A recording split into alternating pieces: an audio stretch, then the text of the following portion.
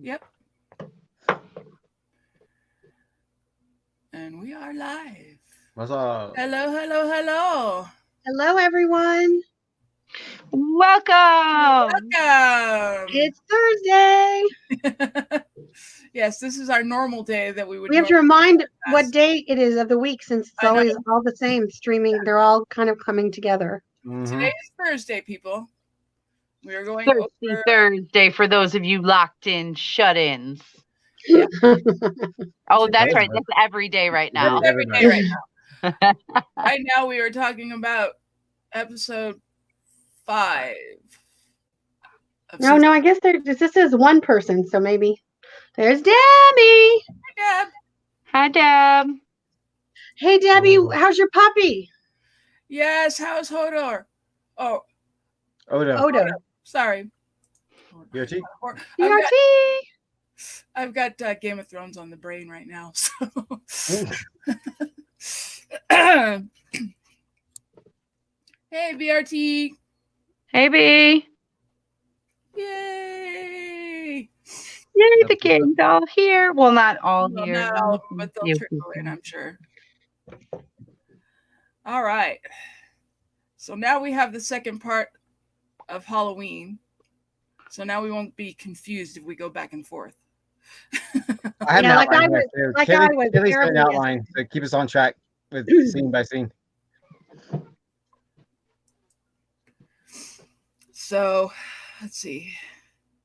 It opens with Larry pounding on the door, demanding his $1,000. Same scene. Same scene. And then, let's see. She's talking on the phone, and they basically, he's chasing the trick-or-treaters off the porch, saying that, you know, he's had enough, he wants his money. And that's really all we get of that scene, finally. Oh, we got 2 more people. Kaylee, Bloody Buffy, hello. Bloody Buffy. Hello. Wow. The Bloody Buffy. I don't know. That might be Miss Buffy? Yeah, I don't know. Is it? I don't know. We'll find out. Okay, so Debbie's dog didn't eat the cookies. Good. Oh, good. Hey, we were worried about that. So we're doing Murder House, episode 4, second part of Halloween, right? Episode 5. Okay. Episode 5? Episode 5, part 2 of Halloween. What is the matter with you? Huh? Bug is going nuts. Oh, Bug is going nuts. He probably hears the voices. You hear the voice? She can't hear anything. Bug is deaf. Poor thing. And blind. But what? Yes, so basically we have them pounding on the door, and then we have Ben going down the stairs to answer the door. Well, actually, they just came in the house, and they're looking for her right now. Well, you had Tate. Well, you have the hand. They show the hand under the bed. Who the hell is that, by the way? Yeah, because Bo. Addie, it's not Addie, because you see Addie with Constance, and she has a French manicure. I think it's Bo. The hand from underneath the bed has different nail polish. And I didn't even notice it. My husband did. Hayden? No, No, I don't think so. She wasn't really in the house yet doing a whole bunch of stuff. No, that doesn't. But I think it's another one of the ghosts who was trying to fuck with her, maybe. Maybe it's Bo. Because the hand definitely was not Addie, because no. I mean, you very clearly saw the French manicure, and this woman had, I think, red nails. I would have to go back. Wait, could it be Lorraine? No. Well, we have, there's several. It could be Nora. I mean, it could be anybody, really. Yeah. We just never really got the answer on that one, because that was bugging me. Who the hell is that? And Hayden probably get out of the basement. Yeah, more than likely. So yeah, Hayden hasn't actually been in the house yet, but she will now, because when they go down the stairs, she knocks on the door, and he opens the door.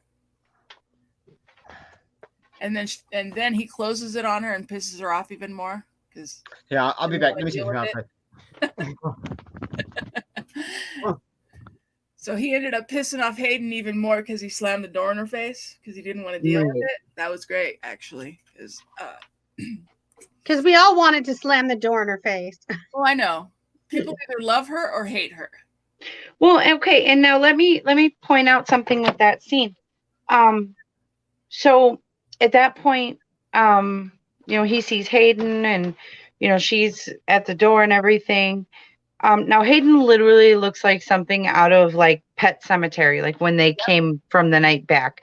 Like she doesn't look like the other ghosts do necessarily. So I don't know if that's a choice or whatever, but I'm not even going to get into that. But she looks all bloody and like covered in dirt and mud. Like you would think she was beat up and buried or beat up in a dirt road. Regardless. Okay. So, and then like you said, he slams the door in her face and everything.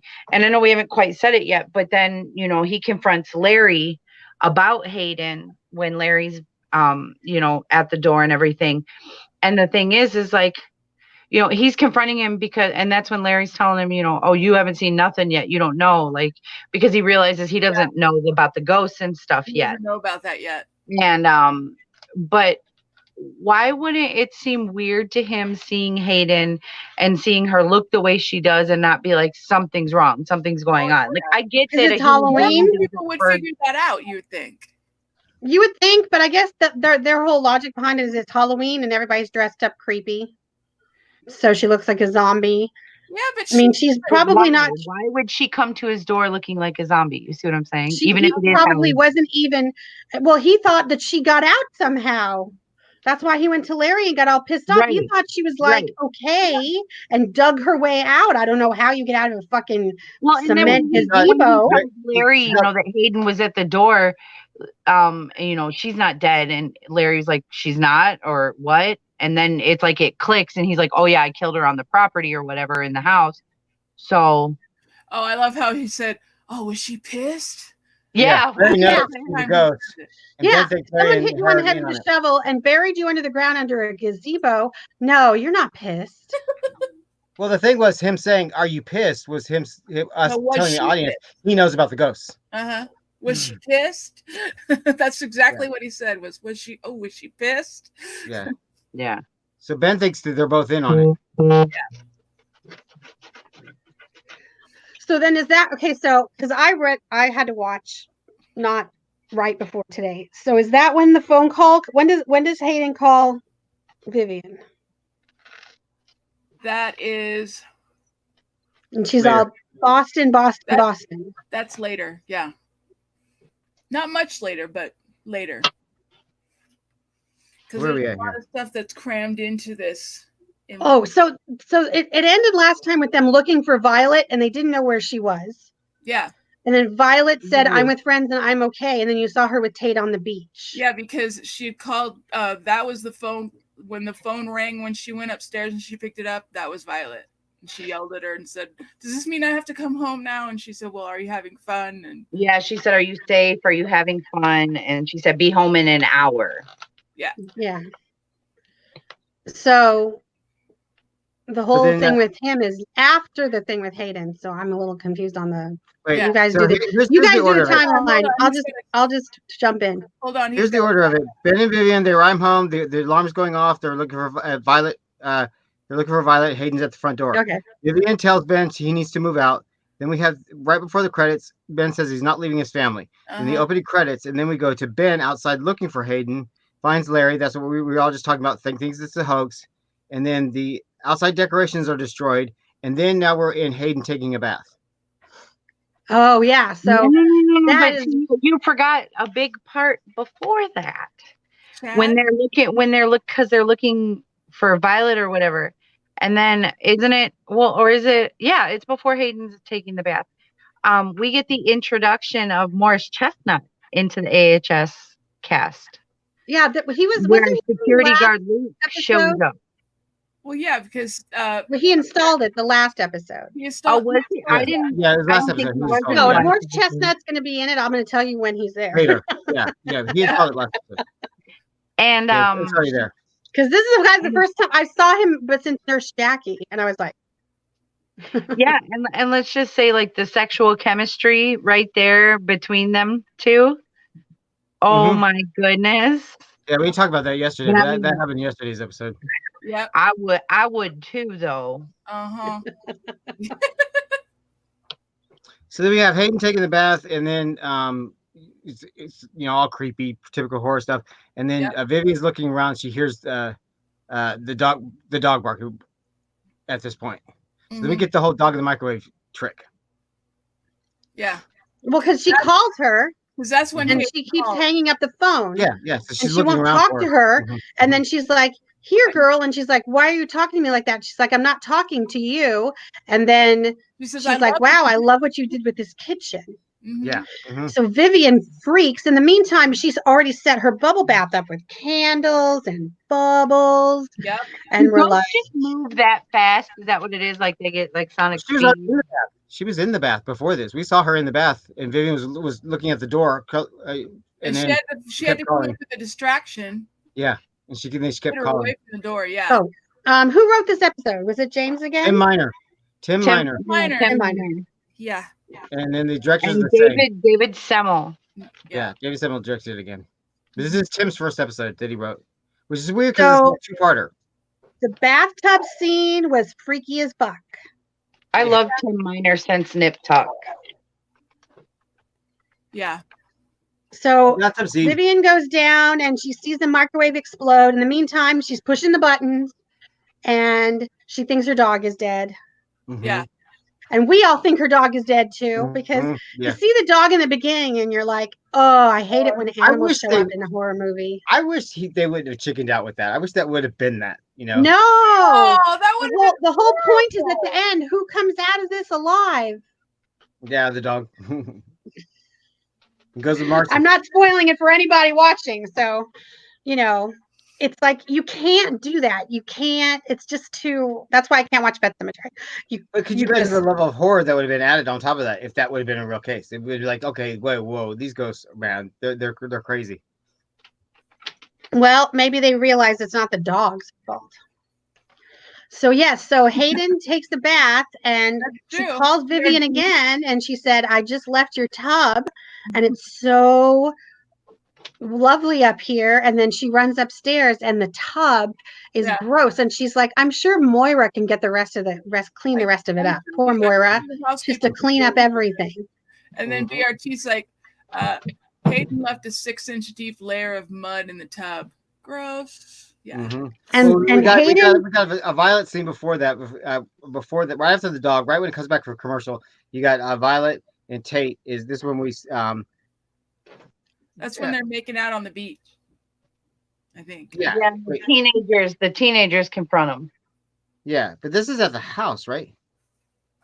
No, they're on the beach. They're on the beach. They're on their date now. They're on the beach because the zombie teenagers show up, and they said they've been looking for him for years, that he keeps hiding in the house. Yeah, they said even on past Halloween in your mommy's house or something. Yeah. So even on past Halloweens, Tate hasn't shown himself. Correct. And right now you see that. And then there's the whole debate of why does he seem so confused, like he doesn't know who they are and everything else. And then all of a sudden, he says later that he did. But he genuinely looks like he doesn't know who they are. This is where you see what his mental issues are, I think. I think he truly is a troubled, this is a kid who needed some help and didn't get it and went insane. But it's just, you're sitting there looking at them and they're like pleading with him and begging with him. And why did you do this? And why did you do that? And Violet is like, what are these people talking about? And he doesn't want Violet to know. And they're like, look us up. Look up, was it Westdale or Westgate High? I keep getting it confused with Riverdale. So look at what happened to us. And there's this group of kids that don't really look like they belong together. There's a jock and a cheerleader and a goth chick. And that's why Tate makes the comment, the zombie breakfast club. Exactly, because they all look so different from each other. And and the girl looks at him and says, I should be 34 years old with children. Yep. just tell me why. And he just keeps saying, I don't know who you are. Mm-hmm. And at first they want to rip him apart, but then they really actually get this guy's not going to own up to shit. Kaylee makes a good point in the comments. She said, "Why didn't they just come out and tell him what they did?" What Tay says is because they wanted a big reveal for the next episode. Yeah, well, of course. I mean, it's a writer's trick, but in the storyline, it is frustrating to watch because you're like, just spit it out. Say what he did. I think they wanted him to take responsibility for what he had done. They wanted him to say what he had done because they knew and they felt like he knew what he had done. They wanted him to say it with his own words without anybody telling him what to say and take responsibility for the fact that he took their lives the way that I don't think he remembers at this Violet point. was right there, and I believe later on there's a scene later on where he comes to. You think it like clicks and it's like it clicks. Yeah, at this point I really don't think he does because remember Violet does not remember that she killed herself when she dies either. That's later. Yeah. So some of them don't recognize it immediately, and I think Tate's in this sense of not recognizing it as well. But because they were just ready to kick his ass, but they do the rubber suit and all this damage. They just wanted to know why. They were so desperate to know why somebody would just come in and do this to them. And at this point, you're like, what did he do? And you're kind of figuring out, well, he must have killed him because you hear that. Yeah. That's the theme music. You hear the little whistle and you see his face, but then you never see the rest of it till the next episode. So Tate basically tries to get rid of them and says, "Try and catch me," and he runs away. And I believe he did that because he was trying to draw him away from Violet. That wasn't the house. They were back at their house at this point because then Constance comes up and takes Violet over next door. Well, they're out on the balcony. And like they made the comment, you've been locked up in your sweet mommy's house or whatever when they first walked up on him. So it's like that tells us they already knew where he lived. Yeah, they've been probably trying to find him every Halloween since it happened. Well, they make a point of that, but I think that they had it's like they finally figured it out, but they can't get in the house or anything, which is weird because that would, I guess, if you're not a spirit of the house, you can't, as a spirit, go to the house. Isn't on Halloween's Eve everything's open? Yeah, on Halloween everything is open because they don't run into the house, but they go into the side thing where he's sitting, where Violet's sitting up on the wall, the porch, and then the foyer area or whatever. Here's the problem with this episode is you got 3 areas of the house with dramatic, loud, crazy ass shit happening all at the same time, and nobody hears each other. You got Ben doing his thing, you got Constance or Vivian doing her thing, and you got Tate and Violet doing her all on the same property, all in the same house, and it's like nobody is following each other. Well, but if you look at the way it's staged, Violet and Tate leave before anybody can see them. Yep. But and when Violet is gone, Vivian and the dog just happened. You got Vivian and the dog happened when Violet was next door with Constance. No, Vivian. See, they do it where they just barely cross the path.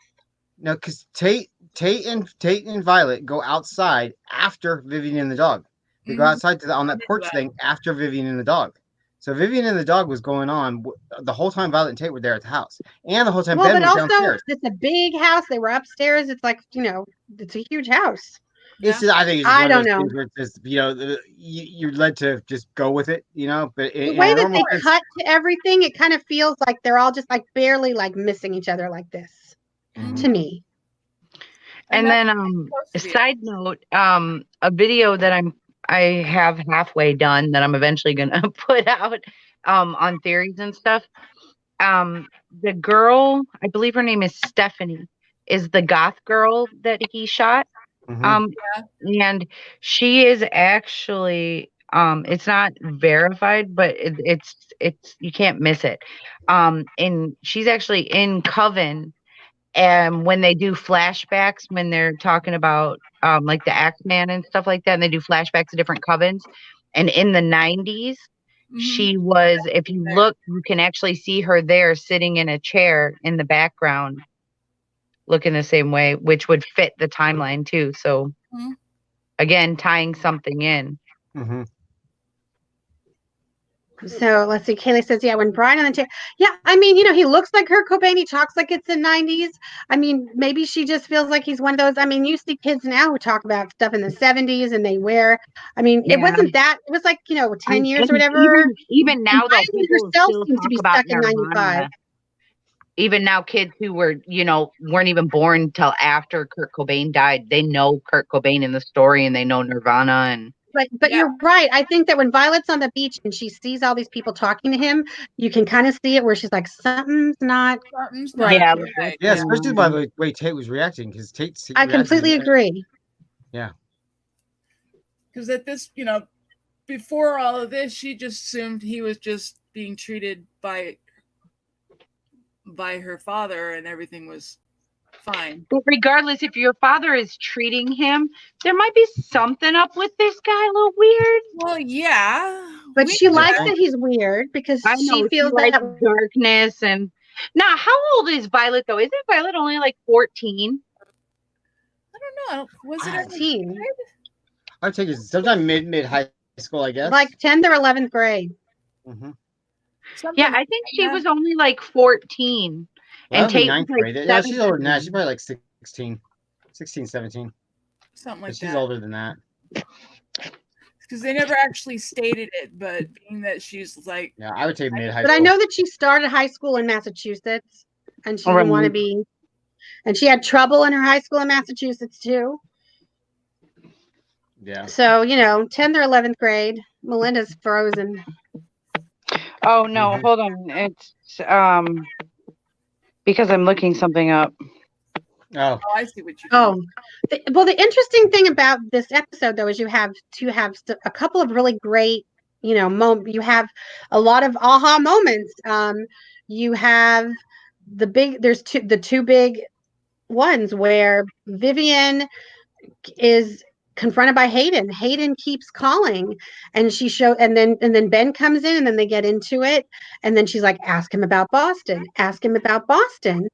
And she's like, he's like, he was with you. And she's like, yes. And then she said, yes, pregnancy. And she said, Ben told you I was pregnant. And then Hayden goes, oh, that's why he doesn't want my baby, because you're pregnant with his. And he's messing with both of us.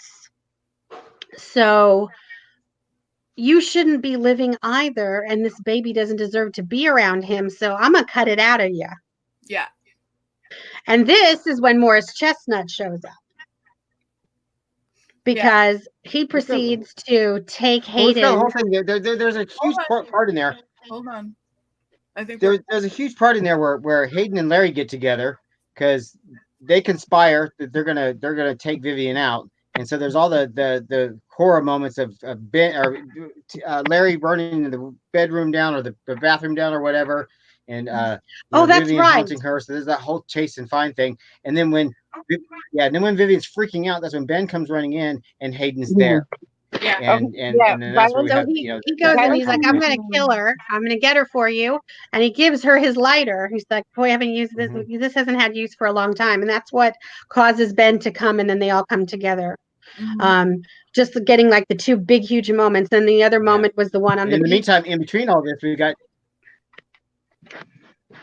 Violet. Yeah. Well, Violet, in the interim of the chase in the house, we got Violet and Constance, and then we got Tate on the beach.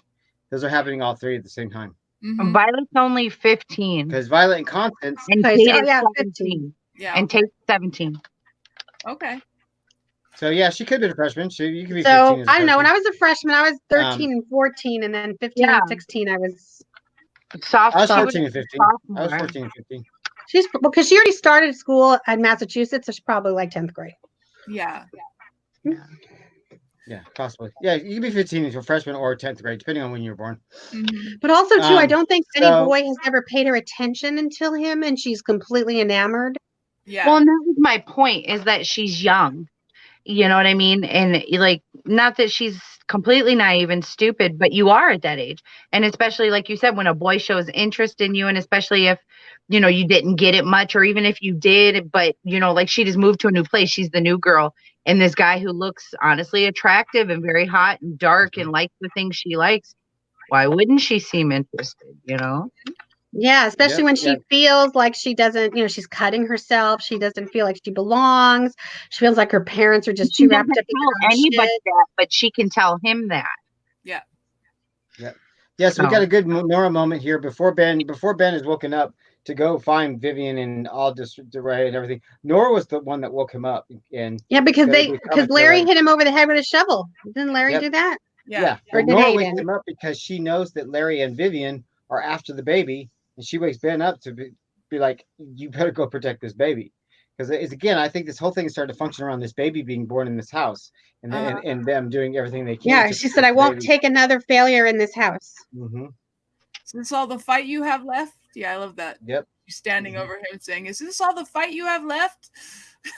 And before we used to think it was just Nora wanting a baby, but no, it's this baby. This baby is important because it's Michael. Yeah, well, at the time we didn't know that, but yeah. Yep. Well, and I think part of it's because, like you said before, Nora realizes, like, yeah, she wants to be a mother, but her job is to be the mother of the house, and not just the house itself, but these people in the house. Yep. Right. Yep.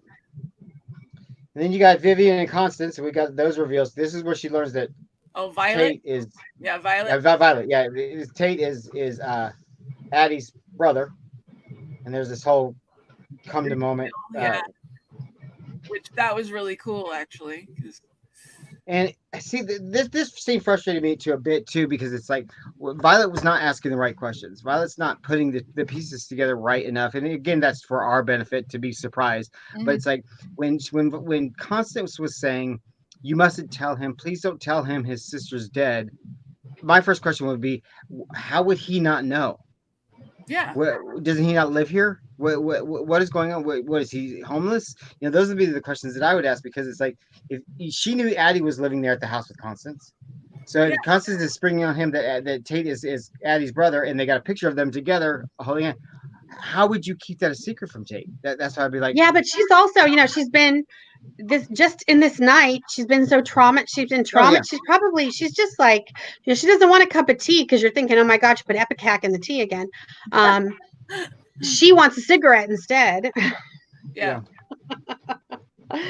And Constance is like, yeah, he's my son. And then this is where she starts to tell her about her beautiful boy. And then I kind of think that at that moment, Violet's more stuff is clicking in her head.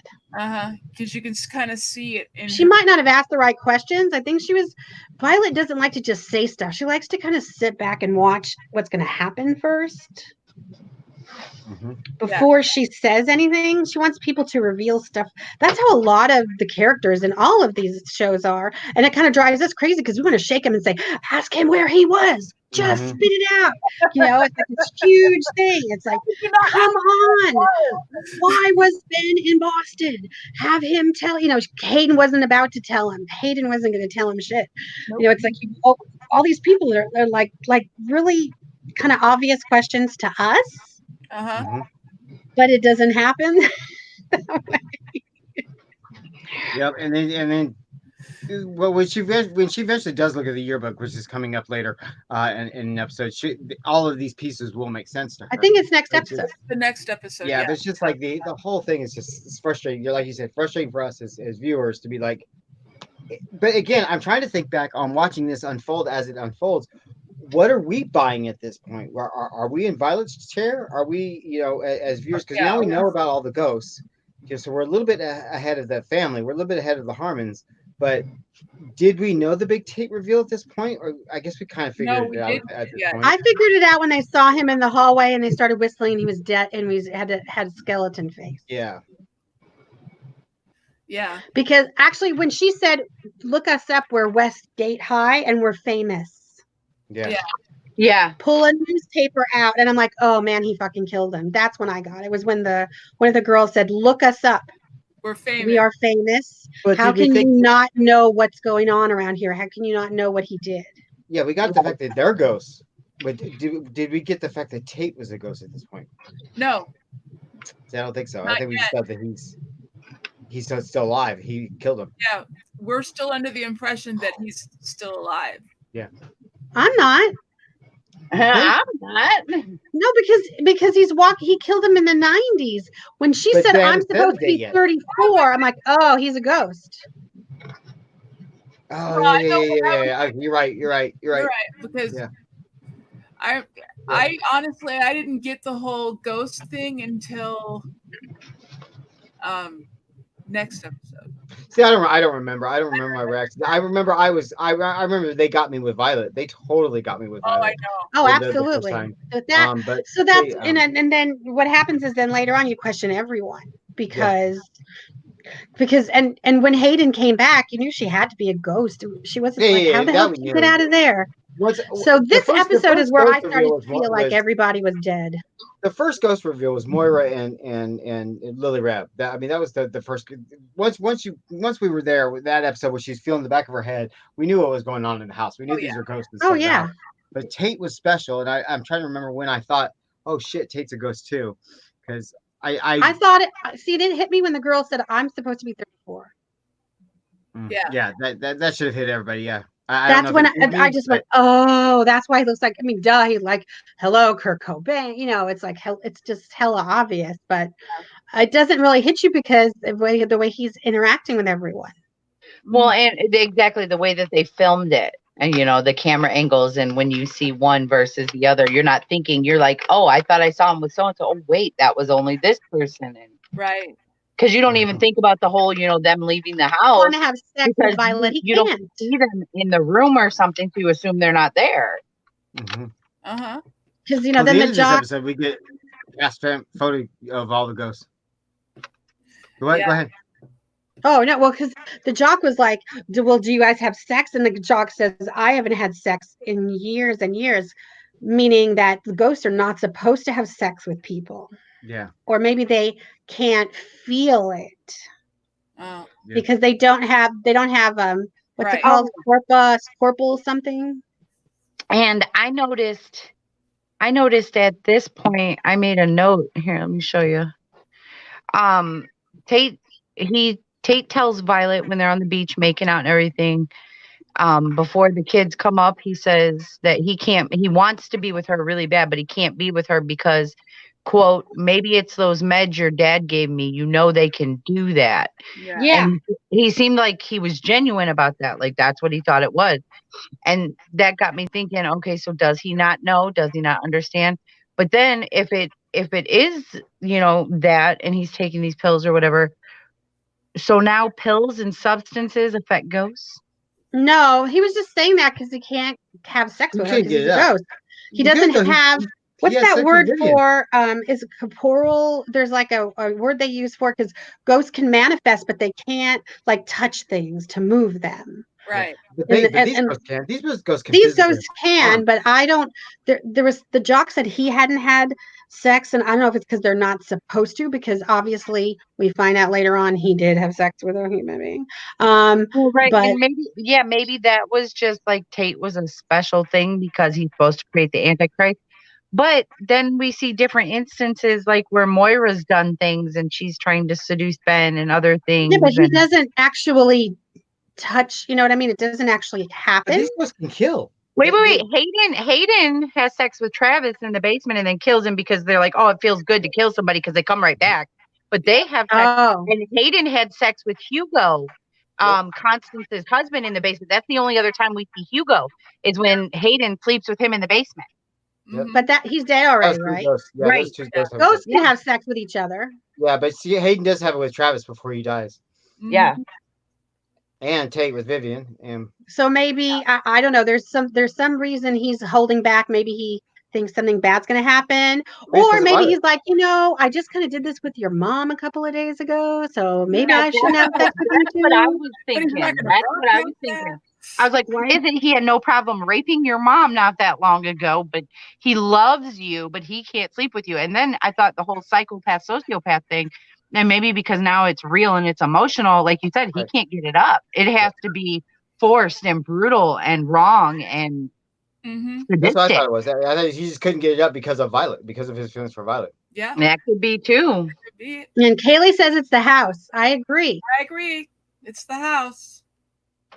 But Violet, but the only thing with the house being the rule, the cardinal rule of being able to touch it physically manifest is what's her face just killed her mom, just turned off the machine in there. So then you say, well, Halloween they can. Well, Tate's trying to screw Violet on Halloween. So it's Yeah. No, she doesn't want to. So we don't know if he's trying to do the right thing because he knows she's not ready. He knows that she doesn't know about him, and he does care for her. She starts grabbing his crotch and she says, no, I want to.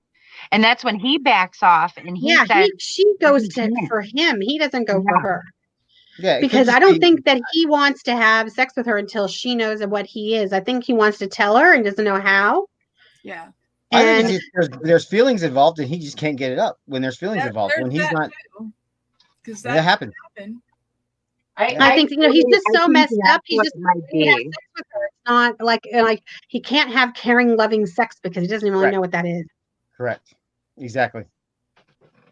Yeah. I don't even know. It could be the house too. It could be the house, and that Halloween is just the special rule. That's why she was able to go to her mother on Halloween and do that for her. Put her mother corporeal. That's what it is, corporeal. Because there's like different ways ghosts can affect you, and to be corporeal, I've seen shows before where they have to like learn how to move stuff.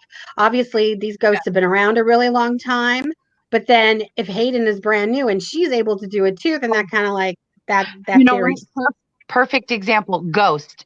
Remember when Patrick Swayze went to learn to be able to kick the can and the subway guy teaches him? He couldn't do it yet. Yep. Yeah, Ryan Murphy's ghost rules this is not really... this because Hayden had just been killed and she was already taking a bath and grabbing pieces of glass and trying to cut the baby out. Yeah. And you got ghosts in the Ryan Murphy universe that, like Violet, when she comes back, or Tate, they don't even know that they're ghosts. So they're continuing to function as if they're normal human beings. So it's probably all related to the house because Ryan Murphy tends to have his ghost rules around a specific location, around one of those portals, and how they all act. And I mean, look at the ghosts in Roanoke around the land. These people can move and freely think and light torches and fires. Yeah, and I mean, it's a creative. What do you call it? Creative license, because it's just like Bloody Buffy was saying. If there's inconsistencies in this and that, it's like it's like when you get somebody like Captain Kirk and you ask them how many Triffids were there in the thing, they're not paying attention. They're creating something. Yeah, exactly. They don't mean for us to go back and dissect all these things. Of course, we're going to find inconsistencies. Yeah. And the fact that we find them is interesting, and it just we are just discussing them because we think it's very interesting. We want to if we can figure out why anybody did what or what was in the creative thinking at the time. Wow. And I think it was just his license and what he wanted to do. I don't think we're ever going to know why Kate couldn't have sex with Violet. He didn't want to. I don't think he physically couldn't. I think it's because he felt bad about her mother and now he's in love with her and he doesn't know. I don't think he's ever felt love. I mean, Constance is your mother. Hello. How much love have you felt in your life? Your brother is chained up in the fucking attic. Your sister is treated like shit. And it was like the only thing in your life you had was Addie, and now she's gone. And that's why Constance told Violet, getting back to him, don't tell Tate. He lacks strength. He's not a strong person. And that's what he sees in you. You're a survivor and you're really strong. And that's why he's drawn to you. But he won't be able to handle it if she's dead. And I'm like, well, then he's not going to her funeral? Forget about living together. What about a funeral? I know. Yeah. Well, and I think we're going to find more of inconsistencies and just fun theories and stuff in these first couple seasons because it's so new to them. They're writing this story. And remember, the original plan for this series was individualized stories that allow a troupe of actors to do their thing. So it's like they're really boxing themselves into a story and then moving on. So they're not really putting all these rules together. So a lot of this connection and theory stuff kind of really screwed them because then we could pick apart all these inconsistencies. Because maybe he had in the back of his brain like the first 3 or 4, and he was going to put little dots of things in there. You never know. Like, if they wouldn't have connected them, the ghost rules could have been different. The ghost rules could be different for Hotel. I think originally it was an idea to do Easter eggs maybe from the past season, or like we see now, where like an homage to certain horror films and things like that. As exactly. And I think they realized that it was big money and they could market off of it because people were really into it and theorizing. That's exactly what they did. They marketed Apocalypse based off this connection thing because everybody got so into it. Like, well, let's do a connection story. And but the fact that if they would have kept them separate, they could have made up their own rules for every season. Ghost could have acted differently in every season. Yeah, well, they kind of did when they did Apocalypse. He said it was on a different timeline. Mm-hmm. Yeah, but and these connection mess really screws it up. Apocalypse was a mess. No, but I mean, or even Hotel. He said Hotel was a different timeline than Apocalypse or Coven or whatever. Mm-hmm. Yeah. Yep. Okay, so back to the episode. So Hayden. So I think we're almost. Let's see. It's almost the end, right? Yeah. Hayden tells Ben. Hayden freaks out and she starts screaming at Vivian. God, tell him about Boston. Tell him about Boston, because she wants her to tell Ben what happened. Yeah. And then he says, "I was there." And then you find out as he's coming clean that he has been going back and forth this last year and seeing her when he swore he never was. Yep. So that makes more times than just the one that we knew about. Already is. Well, the one that we knew about, he was going back because she was pregnant. So if they were gone for a year, she wouldn't have been pregnant. Yep. Mm-hmm. So he went back before that. Yep. And that was just never discussed. And that he's revealed. Just a weak guy. Yeah. Just like Tate in a totally different way. Mm-hmm. Mm-hmm. Yep. That's probably why they relate to each other so well. Probably. Yeah, maybe. I mean, actually, it just came to that conclusion at this very second as I was talking. But if you think about it, yeah, I could see that. Yeah, there's that because as soon as Ben gave up his power to Tate, there was that level of that in there. Mm-hmm. It's like Tate gets it. Tate understands. He probably saw himself in Tate. Yep. Oh, absolutely did. So he was kind of nervous. I mean, and to make top that off with the fact that he was falling in love with Violet. Yeah. So then after all of this happens, you see Morris Chestnut taking Hayden in the car in handcuffs. Yep. And they're having a really interesting conversation. Yeah, and the sun is coming up. And the sun's coming up, and he's like, "Aren't you concerned? You're going to jail." And he's like, and actually he started with, "That was really twisted about the dog. What did you do?" And she's like, "I put tomatoes in the microwave. It was a joke." And he's like, "That's not very funny." Mm-hmm. Yeah. And that then you see that she's like, now well, she was always kind of manipulative anyway, but she's kind of gone to the next level where she's going to do more bad shit later. Yeah. Mm-hmm. Well, and then it gives us this big old huge montage of all the ghosts that we know of in the house so far, all walking up the street, coming in after their night out. What did you do? What did you do? What did you do? How did you handle the night? Kind of thing. And then Moira makes a real poignant point to Chad, because Chad says, "I think I'm destined to be in this house forever with this man and always working on this house and never getting it the way I want." And Moira says, "You are." Mm-hmm. Basically that their fate, their fate is the house. Yep. And then the final scene we get is Ben packing his bags and leaving, kissing Vivian on the Vivian head. Goodbye and leaving. And then that's the end of the episode. But if you didn't get they were ghosts before, after Morris Chestnut turns around and Hayden, he's talking to her and he goes to get her out, she's gone. Yep. And then it flashes to all of them walking. You see the twins, you see everybody's just kind of walking in, and they're like, "Okay, we had our fun for a year. Now we have to all go back to where we came from." And Moira killed her. We skipped a major scene. I even had the outline right in front of me. The morgue scene with Constance and Addie is one of Constance's best moments of the season. Is when she's making up Addie and doing her makeup and stuff and saying that she is a pretty girl and she was so sorry, and it was so genuine of Constance, and that performance was amazing. Well, that's why you see these little blips of Constance as a human and feeling human feelings. And then she turns into, and you're just kind of wondering, well, she just, messed up. Yeah. It's Constance is an anomaly. That's true. Yeah, she's multi-layered. Yes. to say the least. Mhm. Yeah. Which it's interesting about all of Jessica's characters is they all have very similar flaws, character flaws. Yes. It's almost like that whole theory about what Mel was talking about last night, the whole uh theory of Constance's characters being in Well, purgatory. I mean, there's so much like just between Elsa and Jude that you could compare and say that they're siblings. I mean, it's crazy. Yeah, Mhm. they're yeah, and I don't know if that was Jessica liking to play that or Because there's a I've real seen conscious her in other effort. roles and she plays them kind of. If you look at the politician, the Mhm, person that she plays in the politician is very similar to Constance. Okay. Watch, mhm. the theory is I mean, watch I what love your happens. theory. I just, Ryan Murphy, no, Ryan Murphy is God, and we are all just in his world, and it will be revealed to us one day. Yeah.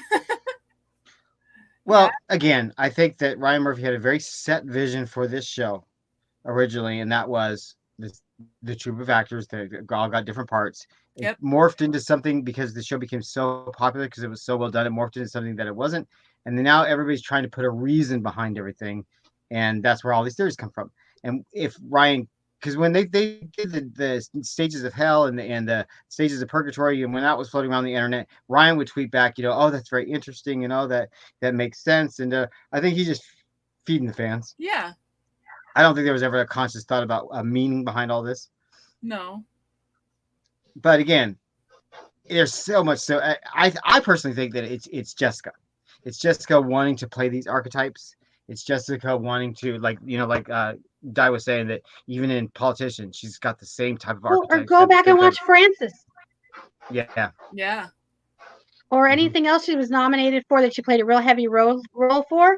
All these great Yeah. actresses kind of, Meryl Streep does it. They all kind of have this kind of certain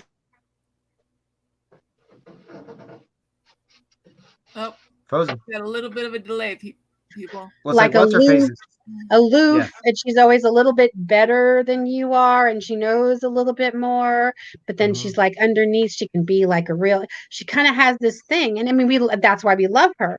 But I think that all these And really great actresses who are like at that level have that kind of thing about them. yeah, But like I you got love what's her faces. her. What's her face in Yeah. Handmaid's Tale? She's the character that she plays in Invisible Man is exactly the same character from The Handmaid's Tale. Mm-hmm. So they're really latching onto these roles that really suited them well. Yeah, they're kind of, that's why they typecast people sometimes. Yep. Mm-hmm. Well, look at even Tom Hanks. Tom Hanks plays the everyman. He's Yep. always got that neighbor next door kind of feel to him. No matter what role he plays, there's a level of comfort in all that. Oh yes. Does it? He was brought this up earlier. Interesting. He brought this up in the admin board earlier today. Wow. So I wonder if that was the Easter egg. They had the idea for 84 long before, because they did say they were planning Easter eggs in for the next season.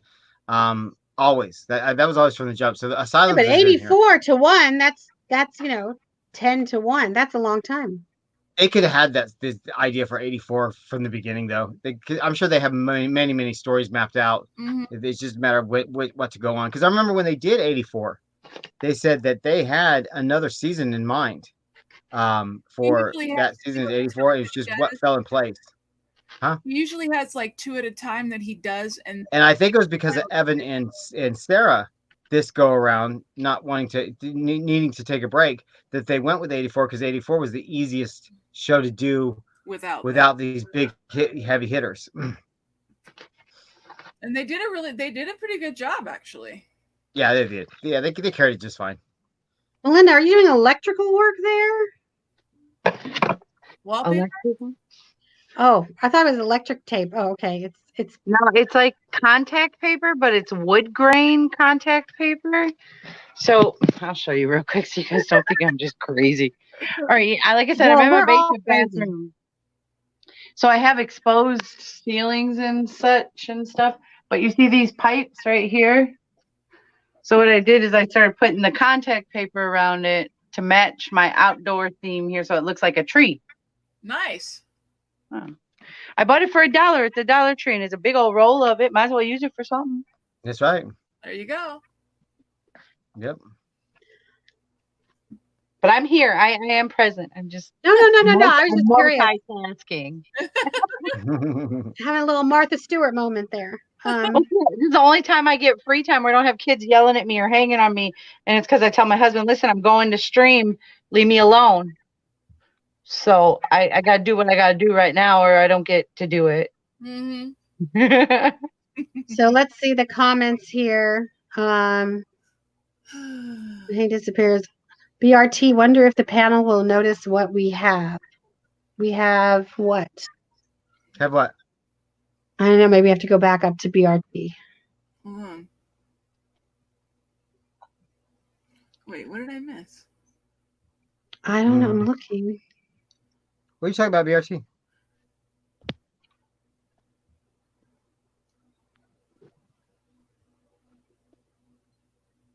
When Hayden disappears from the security guard, it shows 84. That was the I last. think I saw that. Yeah. Is that what it was? Is that what it was? Love the Kill Bill reference. Really? I like that. Yeah, he brought that up in the admin board earlier today. What am I missing?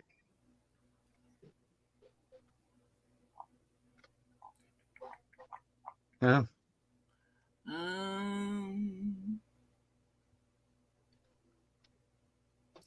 Because I mean, Kill Bill is one of my favorite movies. I've seen it a million times. Well, the whistling that comes from Kill Bill. Oh, that. Yeah. That's what happens when everybody gets killed in that movie. Mm-hmm. So you got to think that probably, I would guess Tarantino took it from Murphy, but. Oh, okay. The door, the 1984 in the door. Yep, we gotcha. We gotcha.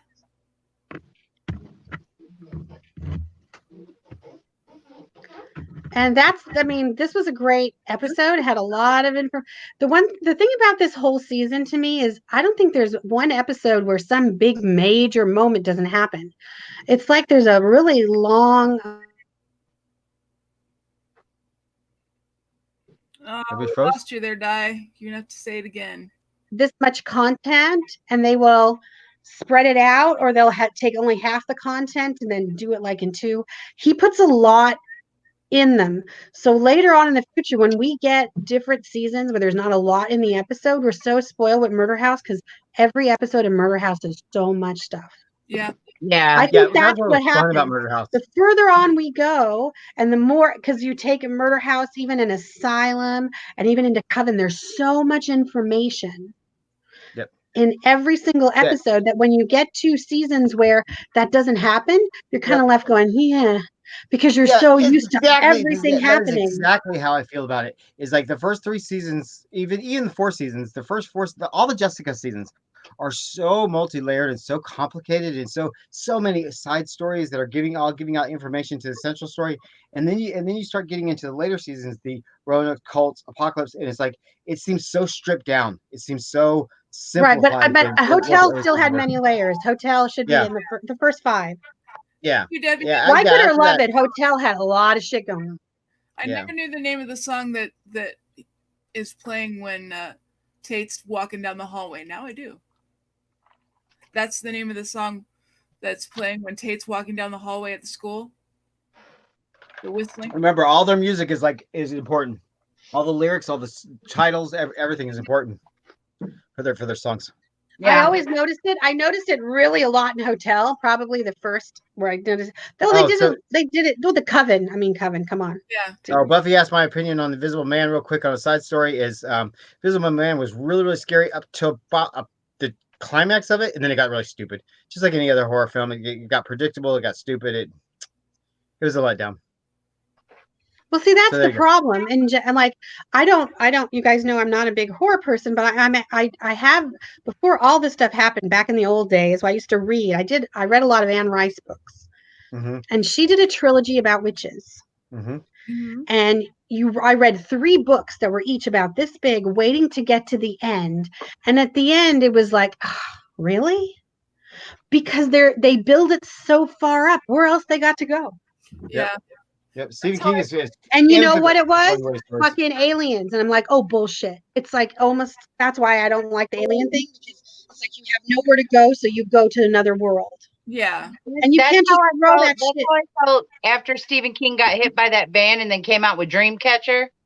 I was like, he'll never be the same. Yeah, yeah, horrors tend to Yeah, Dreamcatcher's not great. there's so many You know, it's like things that's not great. you really want to say someone to say, okay, it is really Satan, or it is really God, or it is really something, and no one will because you can't prove anything. Yeah. So they have to come up with some bullshit thing, like if it's a dream or it's aliens, something that's so far out that because nobody can definitively say stuff that's not of this world because there's no real definitive proof.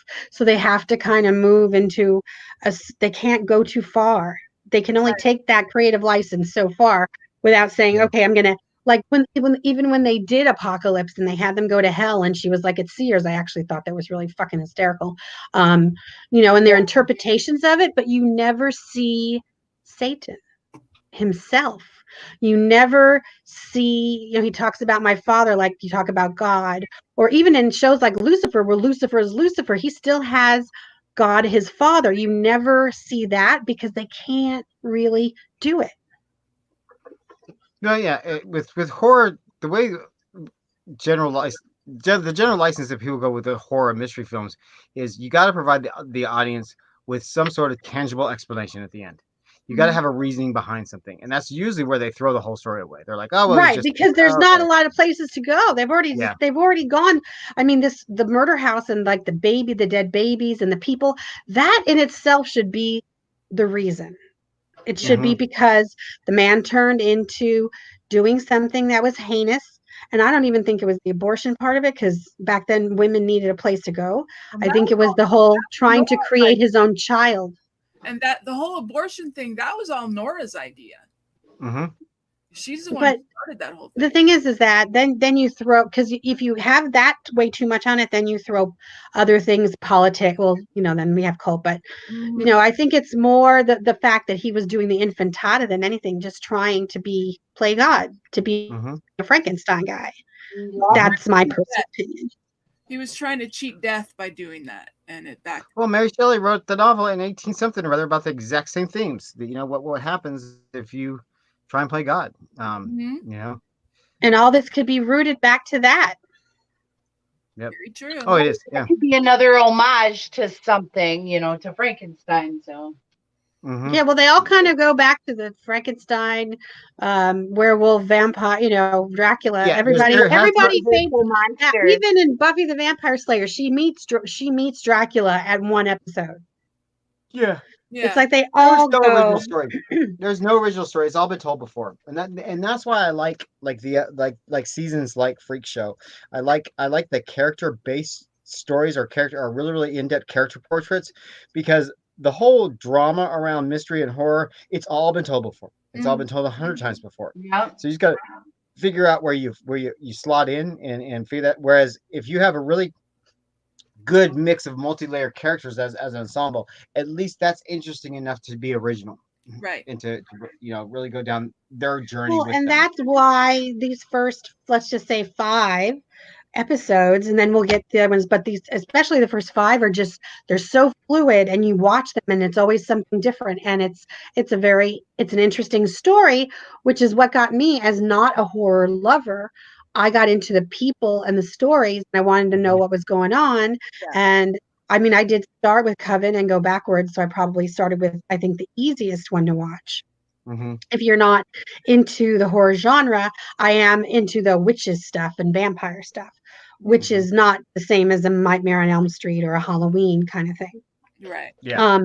But you know, just the characters, and I was just like, look at Angela. You know, I mean, everybody. You know, Angela Bassett was there. I mean, that's where I started. So yeah, Angela Bassett and Kathy Bates and Jessica Lange, who I've always loved, and I was like, wow, these are some really great characters. Yep. So then I went back and saw the other two and went, whoa, when I should have started in the beginning. It just Murder House in the beginning to me looked too much like an Amityville horror show. I can't watch that stuff. Yeah. I can't watch that. But once I started watching it, I'm like, it's not. The characters are way too more interesting to me personally. Well, that's what they thrived on, was character development. That's what they thrived on in the early seasons, was character development, and unfortunately, that is missing from the later seasons. Even in something like Cult, which really should have been a second Freak Show in a sense of a really character driven, because it's really stripped down and it's a character driven type story. It didn't have the same level as Freak Show did. Yeah, I think he tried to put stuff that was happening he always tries to go back in time, and I think maybe if he was a little too current, that people were like, no, this is too much of what's going on and it's bothering us. But we'll talk about that later. So where are we, Miss Dawn? Ooh, one hour exactly. We are now at the end of our episode for episode 5. And then tomorrow we're going over episode 6, which is Piggy, I think. Yeah. Piggy. So that should be fun. But thank you guys so much for coming out. We really appreciate it. Yes, thank you to Buffy and BRT and Debbie. Kaylee. Wand of the day is for Melinda. This is Melinda's honor. Aww. Everybody, especially if Gryffindor, should know this wand.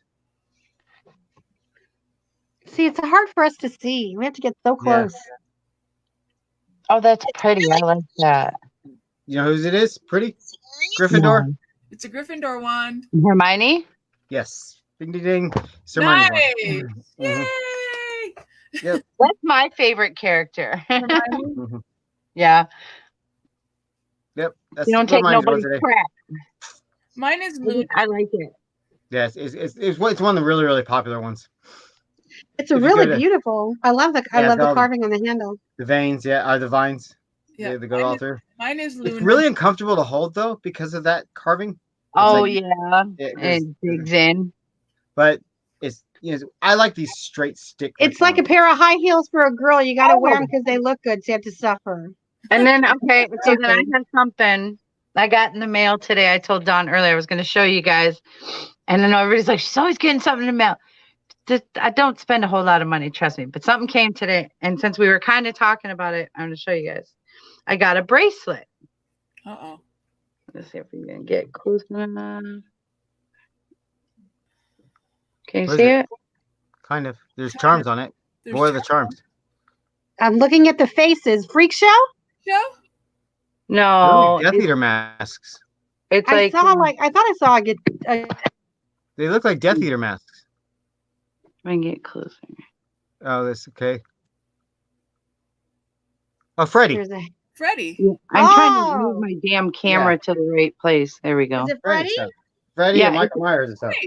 Yeah, and there we go. There's Jason. Oh, there. Now you but then, like in between the charms is like little machetes and knives and let's see who's on it. It's Ghostface, Chucky, Jason, Freddy, Leatherface, and Pennywise. Nice. Oh, right on. Yeah, that was pretty cool. Which Pennywise? The new one. The new one? Oh, really? Is it the new one? It needs to be the other one. I know. I don't care what anybody ever says. Bill Skarsgård, he did a great job and all that, but Tim Curry will always be my Pennywise. I know. There's no other. Tim Curry. There is no other man like him on the face of the earth. I'm sorry, but you look at both parts of that It movie, and you go back and you look at even though what they did, they did what they did. I still think the miniseries is better.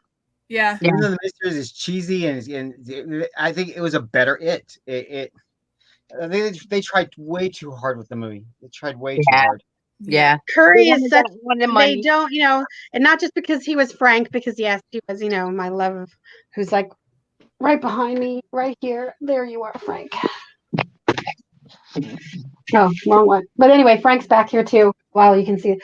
But you guys all know I'm the Rocky Horror Girl. But he, as an actor, does the best characters. It doesn't matter if he's Frankenfurter. He could be anybody. Clue. His performance in Clue is so Clue was amazing. Oh, I loved Clue. He was fantastic. Yep.